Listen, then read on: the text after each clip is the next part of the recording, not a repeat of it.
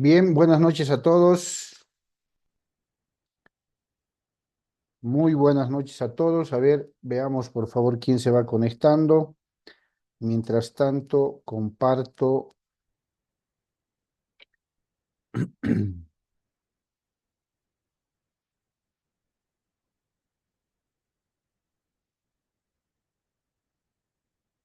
Elizabeth, buenas noches. No sé cómo me copias. Buenas noches, doctor. Se escucha bien, doctor. Gracias. Buenas noches. ¿Se ve la pantalla? Sí, doctor. Perfecto. Claro y tendido entonces. A ver, vayamos esperando un poco que los compañeros se conecten. ¿Cómo estás, Elio? Buenas noches. ¿Cómo me copias? Buenas noches, Licen. Se escucha claro y fuerte. Perfecto, muchas gracias. A ver, mientras se van conectando los compañeros, vamos a ir un poco retroalimentando el tema de las servidumbres que habíamos visto, por si acaso este material, como también les dije, está en plataforma Moodle. Sí les voy a pedir, por favor, que vayan registrándose en el chat, ¿ya? A efectos de control de asistencia, chicos. Ahí está Alejandro, buenas noches. Ana, Diego, Buen día. excelente. ¿Cómo están? Vayamos bien. ¿Qué tal su primera clase?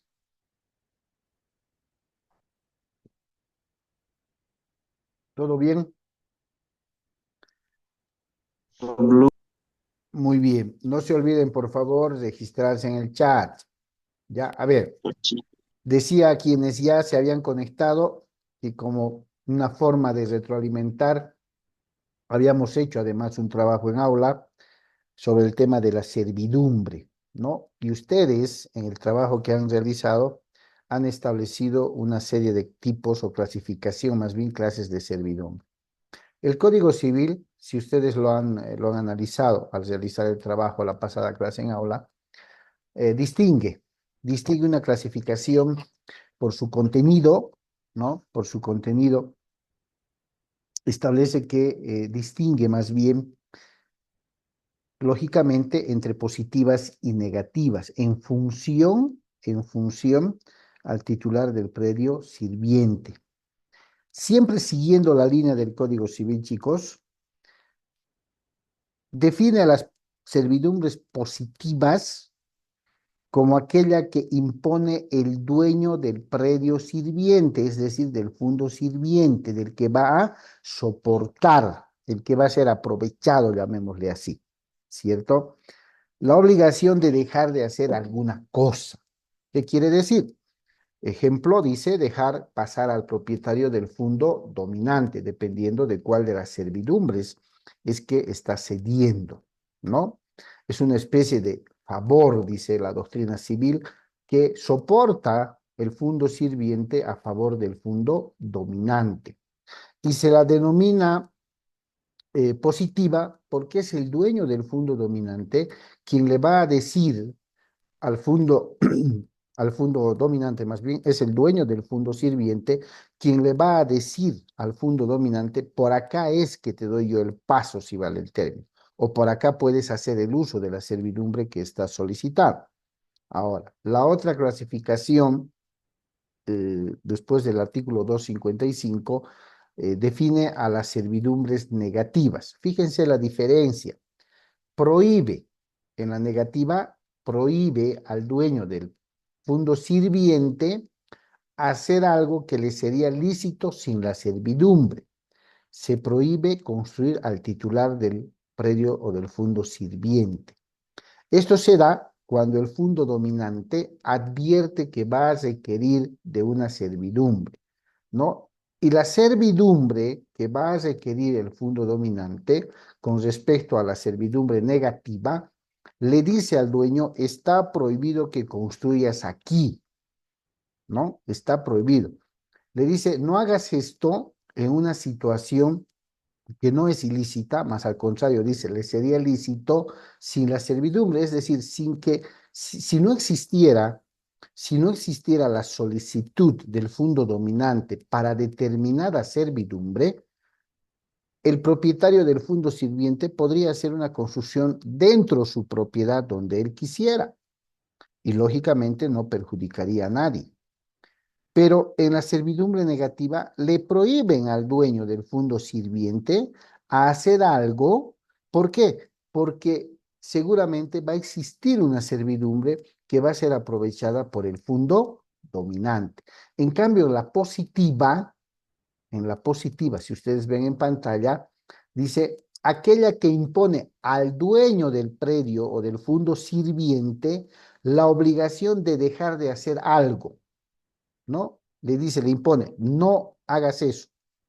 Y con el fin de dejar pasar al fondo dominante. A eso se refiere. Ahora, en la clasificación manejada por el Código Civil, reitero, que ustedes lo han hecho en aula, ¿no? A ver, voy a poder mover esto un poco acá. Perfecto. En razón de su ejercicio, dice, la diferencia o la distinción radica en si existe o no hecho del hombre. A ver, un acto del hombre. Servidumbre continua, y está con artículos, está en el 258, inciso 1 del Código Civil. Dice, la servidumbre continua proviene de una causa natural, sin la necesidad de la intervención de la mano del hombre. Continua. Acueducto por el cual corre el agua debido a la pendiente. Es el mejor ejemplo que se puede usar en relación a la servidumbre continua.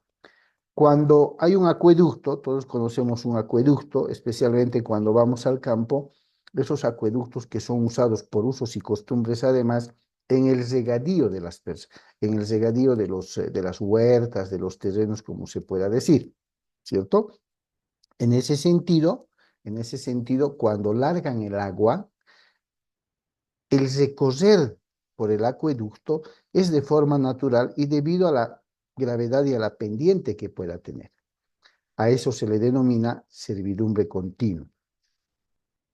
Por lo general, sin necesidad de la intervención de la mano del hombre. Cuando hablamos de las servidumbres discontinuas, ¿no? Discontinuas, para su ejercicio, para su materialización, necesitamos de la intervención de la mano del hombre, necesitamos de la intervención de la actividad humana. Servidumbre de paso es el ejemplo. Veamos entonces, si recordamos el ejemplo de un lote de terreno enclaustrado, entre otros, sin salida, necesariamente para consolidar una servidumbre de paso, va a ser necesario la intervención del hombre, ¿cierto? Para poder materializar aquello. Si esto es así, entonces vamos a estar y estamos frente a una servidumbre discontinua, ¿no?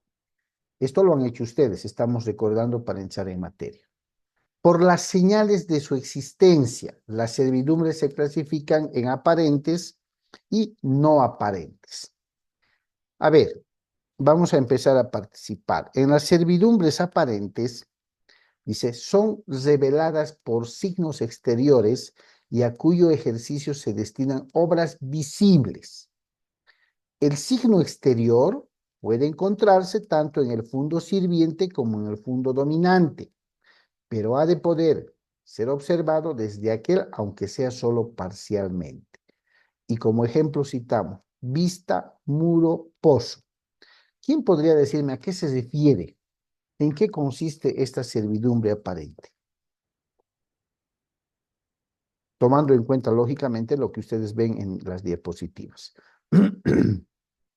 A ver. ¿Qué entendemos por aparente primero? ¿Qué es aparente?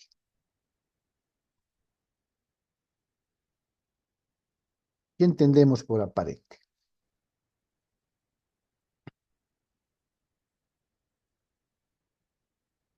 ¿Nadie? Le dicen buenas noches. Como Bueno, aparente podemos que es una posibilidad. ¿ya? Perfecto. ¿Algo que puede ser? Exacto, a eso me refería, algo que podría ser, podría Podría ser. resultar. Ya. Reveladas en signos exteriores, dice. Perfecto. Algo que podría ser. Y como ejemplo usamos vista, muro, pozo. ¿A qué se referirá? Y además, lo importante, el signo exterior visible, a eso se refiere, puede estar situado o encontrarse tanto en el fondo sirviente como en el fondo dominante, es decir, en cualquiera de los dos o en ambos además. Pero en la servidumbre ha quedado claro que quien se aprovecha es el fondo dominante, ¿cierto? Y en las servidumbres aparentes nos dice que ese signo exterior puede encontrarse tanto en el fondo sirviente como en el fondo dominante, pero ha de poder ser observado desde aquel, es decir, desde el fondo dominante, aunque sea solo parcialmente. La clave está en el ejemplo. A ver, qué son las vistas? ¿Se ubican? A ver, imaginemos un edificio. Ya, a ver, voy a dejar de compartir un momento y voy a buscar una imagen que nos pueda ayudar para establecer con imagen lo que debemos entender eh, como servidumbres aparentes.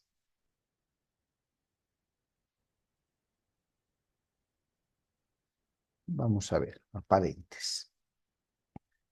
Perfecto. A ver, veamos acá en una otra definición. Muros, pozos. Perfecto.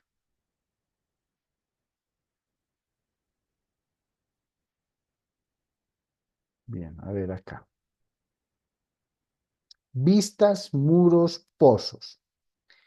A ver, imagínense ustedes un edificio de ciertos pisos que esté construyendo su vecino. Es permitido, les digo, es permitido que el vecino pueda dejar ventanas abiertas hacia la propiedad de ustedes,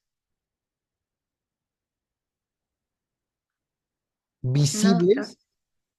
No, no es permitido. No, doctor, porque estarían invadiendo la privacidad de la otra persona. Excelente. Si esto es así, Giovanna, gracias. Si esto es así, a qué se referirán lo que conocemos normalmente con luces vista?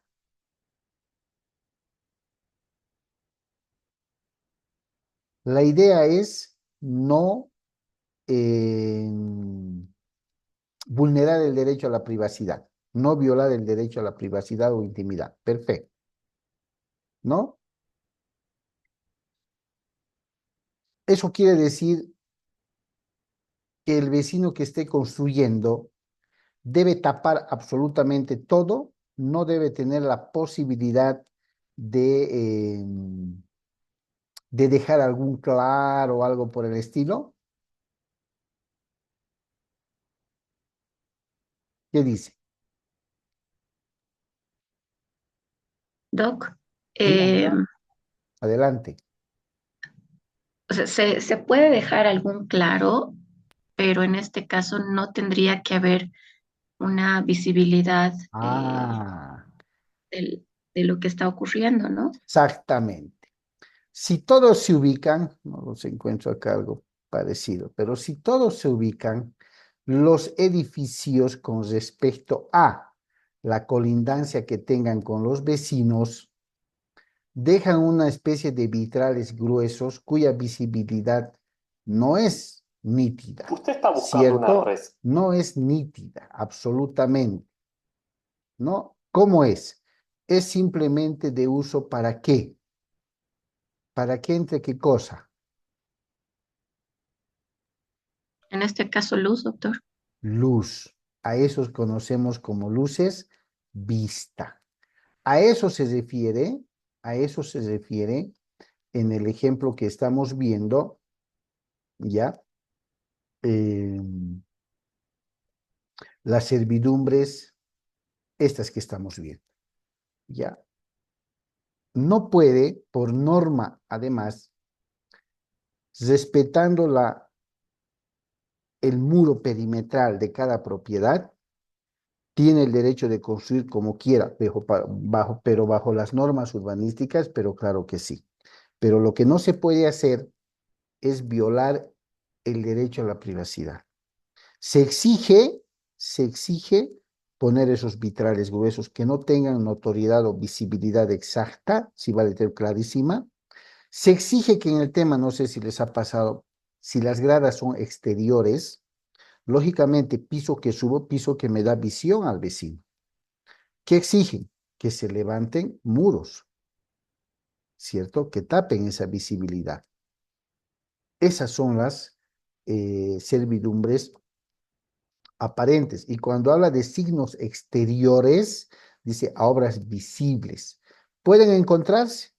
¿Por qué? Porque el tema de la servidumbre aparente puede darse tanto del lado del fondo sirviente como del lado dominante. Habría que ver la situación.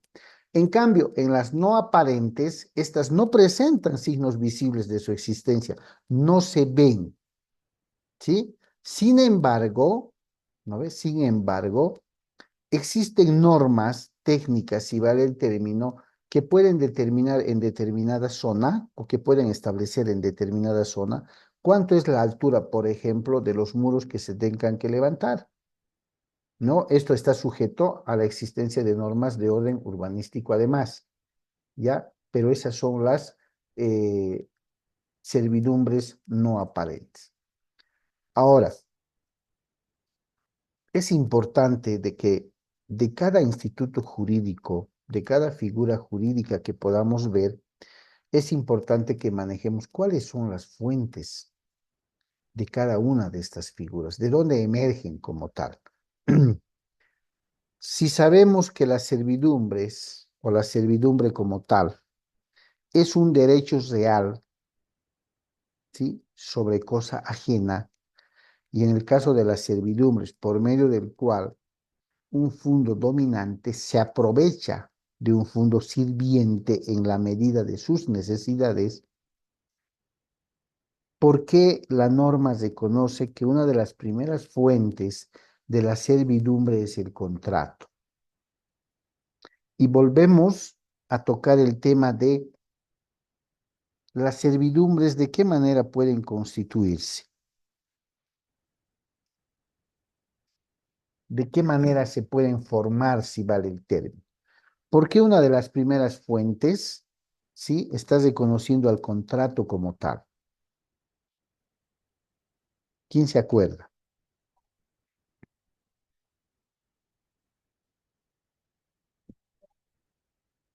Podemos retroceder y establecer qué es un contrato. ¿Qué será un contrato?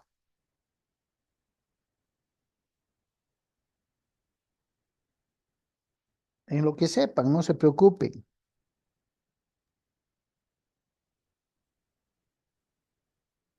¿Mm? ¿Qué es un contrato?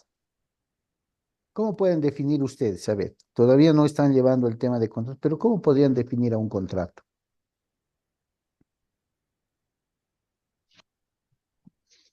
¿Quién se anima? A ver, sin miedo. Acuerdo entre dos partes. Podría ser no, A ver, levanten la manito para que no choque.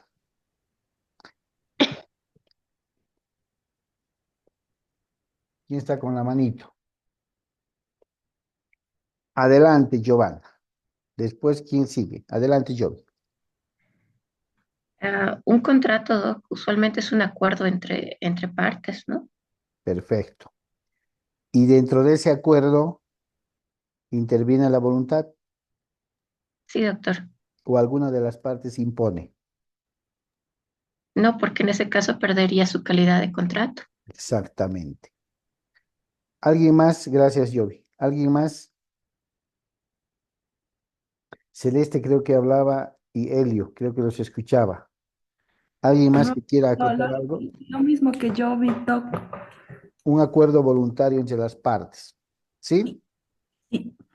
Bien.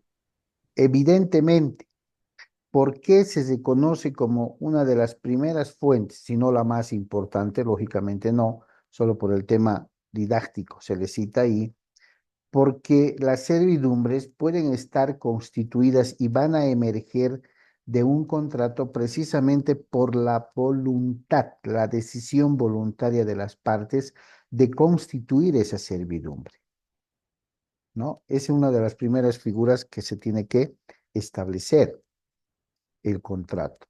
De existir ese acuerdo basado en la voluntad de las partes, seguramente se va a redactar ese contrato y va a quedar establecido el tipo de servidumbre y todas las características o condiciones que deberá llevar, dependiendo de la servidumbre que se constituya.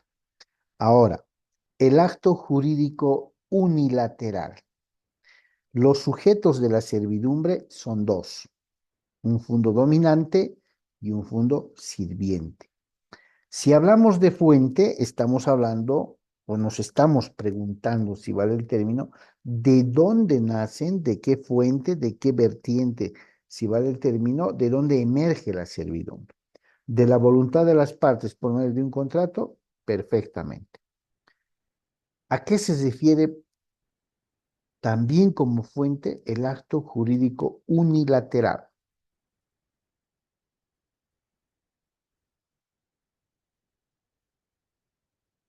¿Quién me dice?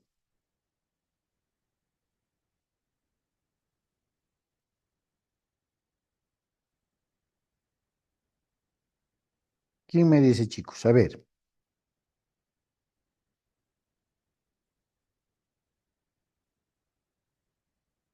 ¿Nadie? Si la servidumbre no se constituye por medio de un contrato y de verdad que el fundo dominante requiere de la constitución de una servidumbre, cualquiera sea esta, y al fracasar el aspecto voluntario, ¿a qué es lo que va a recurrir? ¿A qué va a recurrir? ¿Dónde va a ir? ¿Dónde va a ir? ¿Dónde va a acudir? ¿Qué es lo que va a hacer?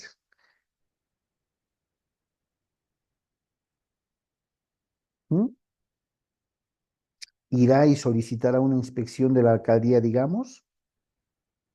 En caso y pese a la exhortación, a la recomendación técnica que haga la alcaldía, aún así el fondo sirviente no acepta alguna otra instancia a la que podría recurrir,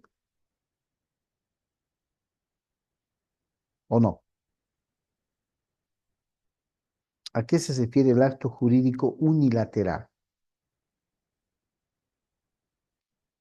Básicamente a que no existiendo un acuerdo voluntario entre los dos sujetos por el que uno va a aprovechar y el otro va a soportar porque le va a servir, es que la parte interesada, que en este caso tendría que ser el fondo dominante, va a acudir a otras instancias para poder constituir una servidumbre. Dijimos inclusive, se puede recurrir a la vía judicial, que sea una autoridad judicial la que disponga en una respectiva sentencia la constitución de la servidumbre que ha sido demandada. ¿Quién lo va a hacer? Con seguridad del fondo sirviente. Con consentimiento del fondo dominante, seguro que no. Por eso es un acto jurídico unilateral. Ahora, otra fuente de las servidumbres vienen a ser también el testamento. Se preguntarán ustedes seguramente, a ver, ¿cómo un testamento viene a ser fuente de las servidumbres como derecho real sobre cosa ajena? Si tomamos en cuenta que el testamento es la manifestación de última voluntad de una persona, quien en vida dispone de redactar la forma en la que de manera consciente y voluntaria desea distribuir sus bienes, ¿cierto? El testamento hecho lógicamente en vida, porque no lo va a hacer de fallecido, recién surte efecto una vez que el testador haya fallecido. Mientras el testador esté en vida, aún ya haya hecho su testamento y haya delegado a alguien la custodia o la guarda de ese testamento, lógicamente, mientras esté en vida, no es aplicable porque es susceptible de cualquier modificación e inclusive revocación de ese testamento, ¿no? El testador tiene toda la potestad reconocida por ley para poder revocar, para poder modificar su testamento. Pero puede ocurrir que al momento de realizar o redactar su testamento, este testador disponga la constitución de una servidumbre a favor de un fondo dominante o en su caso de forma viceversa, ¿no? Se delegue en el testamento ser tomado en cuenta la propiedad que él tiene y que seguramente va a dejar a sus herederos, sea tomado en cuenta no solamente como fondo dominante, sino también como fondo sirviente. Muchos autores reconocen que el testamento no es una fuente con una sólida función jurídica. ¿Por qué? Porque dice que garantiza, llegado el momento, de que lo testado, lo que se haya dejado en el testamento, se cumpla por parte de los herederos o por parte del albacea, que viene a ser quien tiene la función o el encargo de hacer cumplir la última voluntad del testador. Esto quiere decir que como fuente del testamento está librada también a la aceptación de la otra parte, pero no con ese carácter coercible de cumplimiento, sino que para su cumplimiento en caso de oposición tendría que pasar por un proceso judicial, ¿no? En la práctica, muy poco en el tema de que se encuentre en un testamento la voluntad de constituirse como fondo sirviente o la decisión de constituirse como fondo dominante, dependiendo de qué lado va a estar la cosa, ¿ya? Ahora bien, fuentes de la servidumbre y habla de la prescripción. ¿Qué es la prescripción?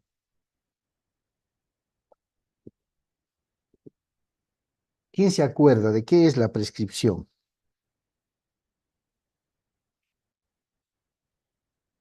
¿Nadie? ¿Qué entendemos por prescripción?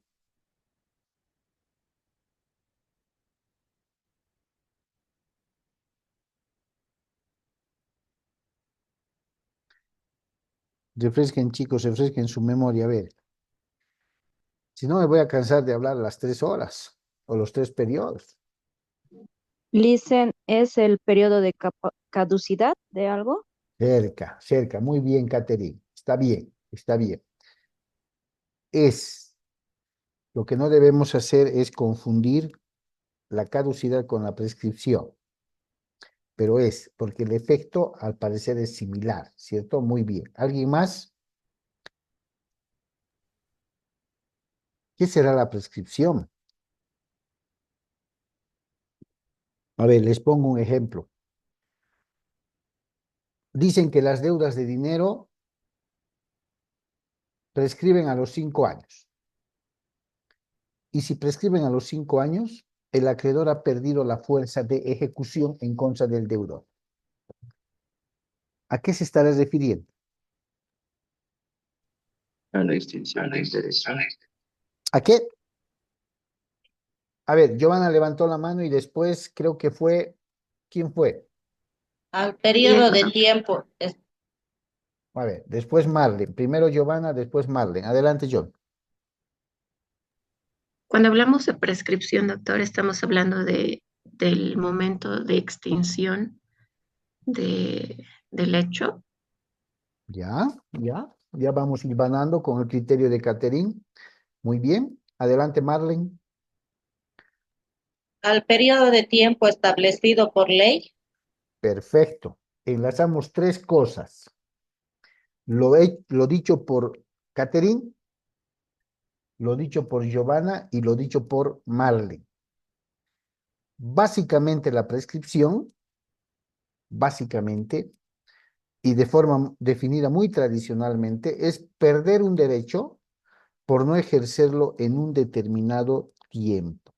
¿Ya? Perder un derecho por no ejercerlo en un determinado tiempo. Ejemplo, cuando por ejemplo se escucha y se dice, las deudas de dinero prescriben en 5 años, estamos entendiendo y debemos entender que cuando una obligación de dinero se realiza, siempre va a contar con un plazo, ¿ya? Vencido ese plazo, el deudor tendría que haber cumplido con satisfacer la obligación, es decir, tendría que haber devuelto. Si no lo ha hecho en el determinado plazo, ¿qué derecho le asiste al acreedor? ¿Qué es lo que tendría que hacer el acreedor, chicos? Si el deudor no ha cumplido dentro del plazo con devolver la obligación, ¿qué tendría que hacer? ¿O qué hace? ¿Espera tranquilo? Escribir, doctor. ¿Qué hace? ¿O le mete un proceso judicial?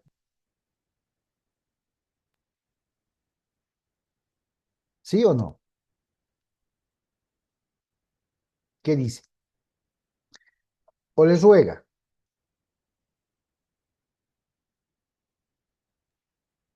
Eh, le mete un proceso judicial y renueva el contrato de préstamo. Ya, perfecto. Le mete el proceso judicial. No ha cumplido dentro del plazo. ¿Cierto? Pero si la norma dice que las deudas de dinero prescriben a los 5 años, asumamos que el contrato ha vencido el 30 de agosto del 2024, fecha en la cual el deudor debía de haber pagado. El 31 de agosto ya lo consideramos al deudor en mora, o sea, retrasado, ¿o no? Sí, cierto, lo consideramos ya en mora. El 30 debía de haber pagado, el 31 ya está demorado con un día. ¿Y qué pasa si el acreedor, que no ha visto cumplida la obligación por parte del deudor, a partir de haber vencido el plazo, no hace absolutamente nada durante los próximos 5 años? Y se acuerda, asumamos que hoy se cumplió los 5 años y se acuerda mañana que debía iniciar una demanda judicial para poder cobrar lo que le debe. Y si la prescripción dice que los derechos o las deudas de dinero prescriben a los 5 años, ¿todavía tiene el derecho de ejecutar o ya ha perdido porque está reaccionando tarde? ¿Qué cree? Porque por descuido, por negligencia, no ha activado, no ha ejercido el derecho que como acreedor tenía frente al incumplimiento del deudor. Se ha acordado al día siguiente de haberse cumplido los 5 años. ¿Ha perdido ese derecho de ejecutar o no lo ha perdido? ¿Qué dice? Lo ha perdido, doctor. Lo ha perdido. La prescripción denota la pérdida de un derecho que tiene un titular por no ejercerlo en el plazo que la ley prevé. Esa es la prescripción. ¿Por qué es fuente de la servidumbre? Porque puede ocurrir que yo, propietario del fondo sirviente, le haya autorizado de manera voluntaria, digamos así, mediante un contrato, el uso al fondo dominante. Le vamos a suponer una salida de aguas de lluvia o lo que sea. Se ha firmado el contrato con todas las de la ley y durante los próximos 5 años el fondo dominante no mueve una sola piedra para consolidar la autorización que le he dado bajo la figura de la servidumbre. Pasados los 5 años, ¿el derecho del fondo dominante ha prescrito o no ha prescrito?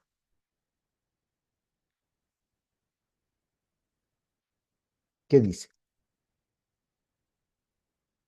Si no ha hecho nada, no ha materializado la servidumbre que habíamos acordado, el propietario del fondo sirviente puede retrotraer su derecho propietario absoluto sobre la parte que le estaba cediendo al fondo dominante o no.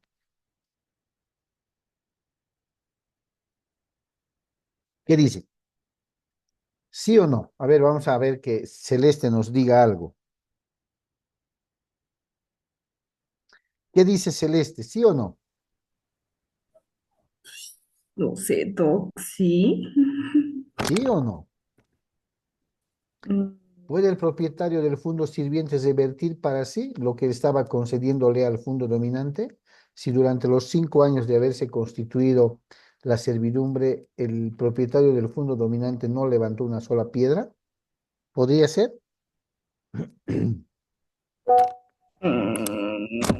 Ay, Doc, no sé. ¿Quién podría ayudarnos? Sí, doctor, ¿por qué no ha ejercido el uso del fondo? ¿No ven? Sí podría, ¿sí o no? ¿Por qué? Porque el derecho del fondo dominante hubiera prescrito. Y si ha prescrito, el fondo dominante ha perdido el derecho. Por eso la prescripción es una fuente de las obligaciones. Algunos autores lo manifiestan en el sentido negativo para el fondo dominante. ¿Por qué? Porque el haber dejado por su negligencia, por su descuido, por la inacción, o sea, no ha realizado actividad alguna, ha perdido el derecho de constituir servidumbre sobre aquella parte que el fondo sirviente le hubiera concedido, sea mediante contrato, sea mediante acto jurídico unilateral, sea como sea. ¿Ya? Esa es la prescripción. Ahora, excepcionalmente por usucapión, es una fuente de las servidumbres la usucapión, pero claro, ¿cuándo procede la usucapión de un bien de manera general? A ver, acuérdense, ¿cuándo procede? ¿Cuándo podemos hablar de usucapión? Que además es un modo de adquirir la propiedad, ¿no? ¿Cuándo podríamos hablar?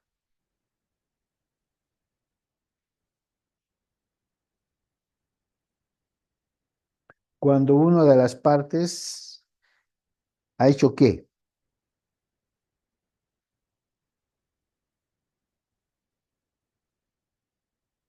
Ha ejercido,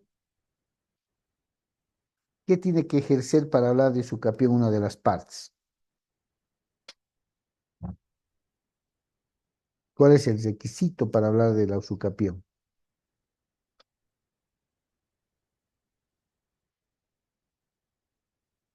Nadie se La acuerda. posesión, La posesión. Si el fondo dominante por X causa ha ejercido posesión y además goce, la posesión es el uso y el goce de un bien que no me pertenece, ¿cierto? Sobre la parte del fondo sirviente por determinado tiempo, ¿puede alegar usucapión? Pero claro que sí. Por eso dice excepcionalmente por usucapión. La usucapión excepcionalmente va a ser una fuente de las servidumbres. ¿Se dan cuenta?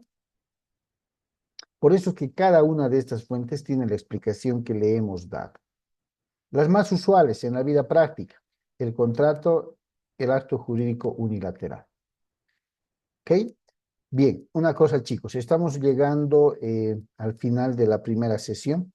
Voy a cortar y en segundos les paso por favor el link, se vuelven a conectar. ¿Listo? ¿Ok?